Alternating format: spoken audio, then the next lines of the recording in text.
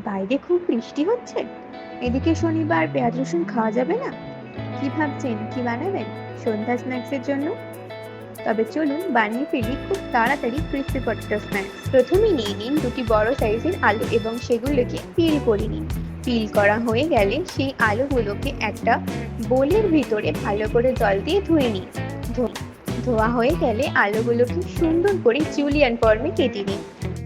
কাটা হয়ে গেলে আলুগুলোকে জল দিয়ে ভালো করে ধুয়ে নিন। ধোয়ার পর একটি ছাঁকনির মাধ্যমে আলুগুলো থেকে ভালো করে জলটা বার করে নিন। তারপরে জল ঝরিয়ে রেখে দিন কিছুক্ষণ। এরপর এই কাটা আলুগুলোকে একটি বড় বোলে রেখে তাতে পরিমাণ মতো নুন, গোলমরিচের গুঁড়ো, কাশ্মীরি রেড চিলি পাউডার আর ময়দা দিয়ে ভালো করে মেখে নিন।